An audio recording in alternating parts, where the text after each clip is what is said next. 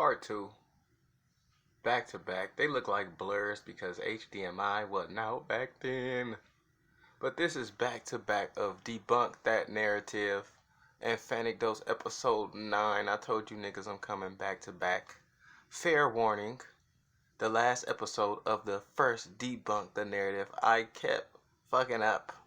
I kept saying the narrative was Kobe carried Shaq, but the narrative was Shaq carried Kobe.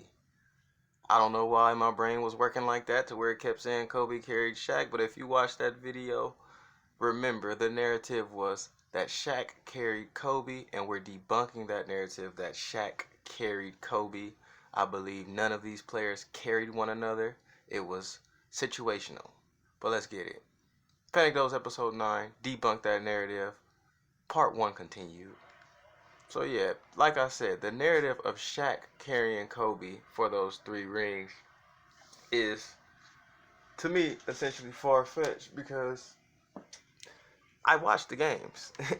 This is why I did the Fanecdotes. This is why I did the eye test debates. This is why I did all of these things, because I was so flustered by the narrative of them telling me things that I didn't see or didn't align with my relative experience. You look at those stats, 30.7, 7, and 5.7. I'm not a stats guy, honestly, but the stats do signify productivity.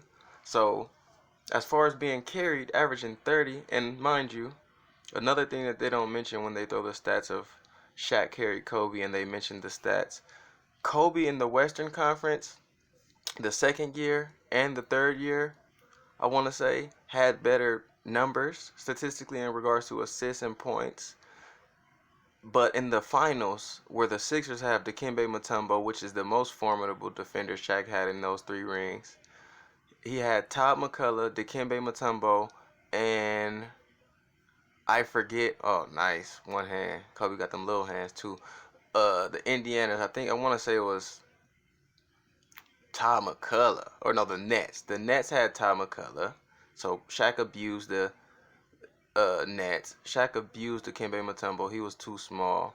And I don't know who was the Pacers center. I want to say it was like a Foster or just some subordinate center to Shaq. So point being is, in the East, in the finals, Shaq dominated. They had no bigs. But in the West, against the Spurs, against the Kings, it was a Kobe show. Why? It's only common logic in my opinion. Spurs got Tim Duncan, David Robinson. Kings got Vlade Divac, Chris Webber. So it provides more difficulty for Shaq to get off. Not saying he won't. He still was getting his numbers. But Kobe has the advantage in the Western Conference. Shaq has the advantage in the finals. Hence, Shaq got all the MVPs. Kobe was playing well in the finals, especially the Nets finals. Niggas don't know about that. He was balling, but it was a sweep, and Shaq dominated. Sixers, Kobe played well aside from the first game. The first game he was pretty off, but played rest of well of the finals. Shaq just dominated.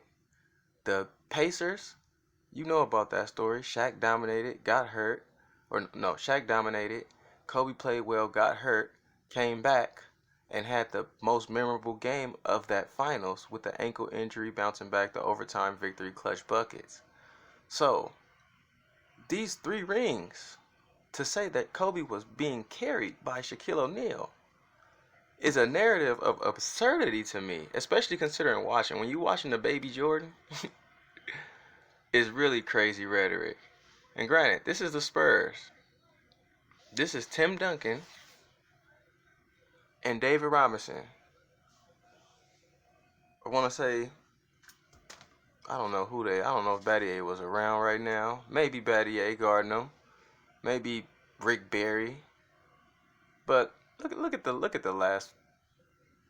Oh no, the season versus the Spurs. So this is regular. He's been flaming the Spurs all year, which helps my case a little bit more as far as when it comes to the Western teams. Kobe dominates.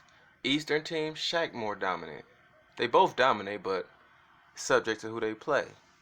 Blazers, when we won that first ring, 4th quarter, we was going to Kobe. That was the signature play, really. Kobe driving, dumping a Shaq, Shaq get an easy dunk. it's hard for me to say Kobe got carried. It's hard for me to say Shaq got carried. Neither of these players got carried. A weak nigga gets carried. Good players hold their own.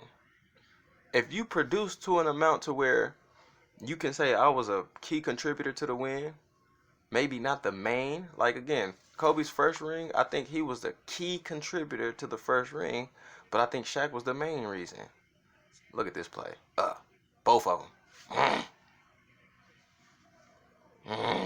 Turn it up. We still doing Fanecdotes, so you take note to the post play. Take note to Duncan and Robinson, both of them.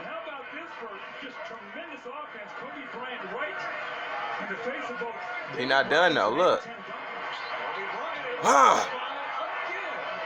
That's Duncan again. Do y'all know what y'all witnessing? Two of the elite blockers in the history.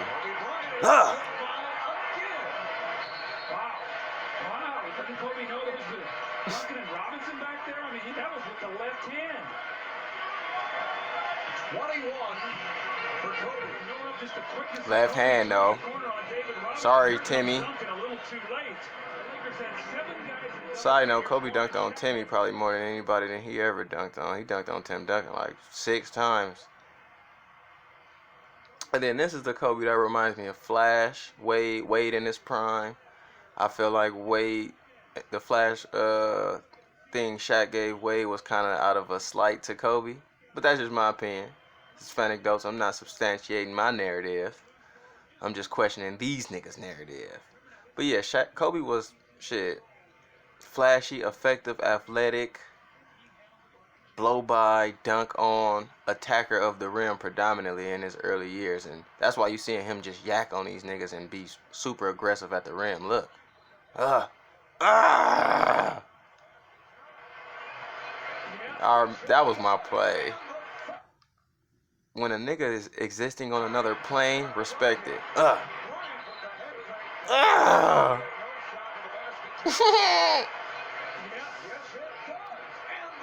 Pulled that nigga's shoulders down. Doug Collins said, greatness is greedy. It's the realest shit. Greatness is, he's never satisfied, insatiable. Pull me down. Get the hand one, nigga, and swag off. Kobe swag, that's how you knew he was a black man. You ain't even got to see the skin tone of a nigga. Just see how they moving around and walking. See it when they essence. Kobe showed you his essence after a play he thought was cold. Midi. I know a brother when I see one. Uh-oh. Okay, turn against the double. Genius move. They talk IQ, they only revert to like passing and shit, but IQ is wherewithal, know about in the game, knowing where everybody is at, the feel for it, even when you in the post, out the post. By 22, this nigga had it more than anybody I seen. So by 30, he was too cerebral. I think people misconstrue how he perceived the game in regards to an IQ. Oh my God. In regards to a high IQ play. If he shoots a fadeaway, he's calculating that as a high IQ play, opposed to passing it out to Rick Fox for a 3. So y'all call it selfish, low IQ play. You got to look at it from the factor of he's Kobe Bryant, and he makes these shots. So in his head, it's a high. Me shooting over 2 niggas is better than you shooting wide open. Oh, wow. Off ball. Learn the game, kids. Watch Kobe off ball. Watch you front the post because you don't want Kobe to get the ball. Front the post. Backdoor you. Dunk on your head. You can't guard somebody who has a counter for everything. You can't front Kobe because he's going to backdoor you. You can't not front him because he's going to get you 16 foot out. Uh-oh, another one. Look.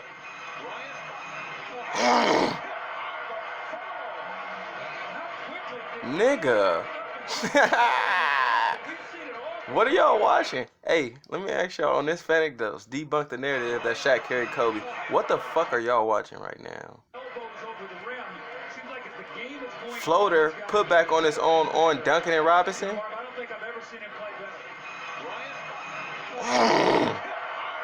Not Duncan.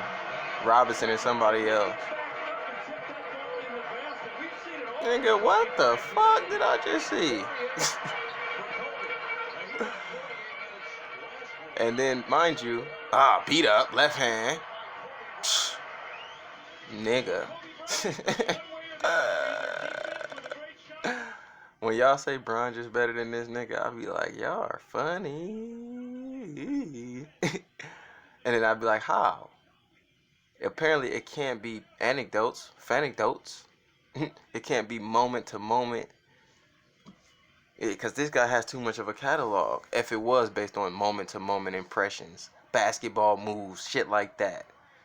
Left to the right hand, right to the left hand block, post game. You seeing an array of basketball plays. Shout out to Shaq. But a lot of Shaq plays are not indicative of just basketball. He was a heavily skilled big. Don't get it twisted, heavily skilled. But if I could just back down one dribble, push you out the way and dunk on you, that's indicative of athletic ability and force. Kobe should be indicative of skill. Some athleticism, but you gonna see. Oh yeah.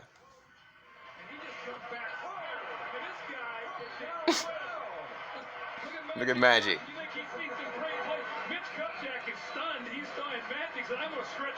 Y'all niggas don't understand what y'all witnessing, cause they don't perpetuate Kobe narrative like they do Bron.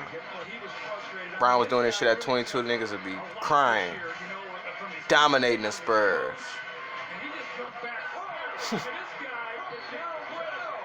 Magic gotta stand up. My legs here. I haven't seen this in a long time. 43 for Kobe Bryant. Doing it from all angles. We're seeing the entire repertoire. First to the rim. And then from the perimeter from way. Oh, Antonio Daniels. Shout out Antonio Daniels. Had a stout defender, good basketball player.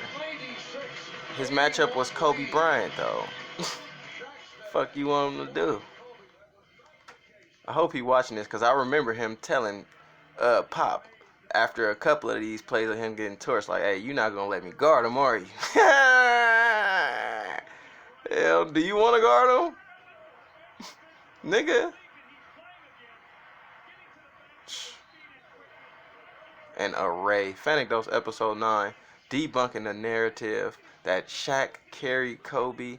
Negro, please. You know, mustache having with. Ain't nobody carry this, man. They were a dynamic duo, the best to do it, motherfucker. Y'all remember that shit. That's the narrative. Kobe and Shaq put each other to the top. Shaq ain't carry Kobe. Kobe ain't carry Shaq. And that's 44 and 45. This is the first episode of Debunk the Narrative. It's not just gonna be about Kobe. It's about these media bullshit narratives that they perpetuate. So y'all come with y'all narratives that they got that I could debunk or affirm. Because if it's a good narrative, I'd be like, shit, that narrative, I can see it. Saying Shaq carried Kobe, that's not otherworldly. But for me, if you know the anecdotes and you've seen the games, it's just not, it's not a good narrative. So that's the first episode. Shaq carried Kobe. In my opinion, that narrative is debunked. It's your boy Dane. Peace.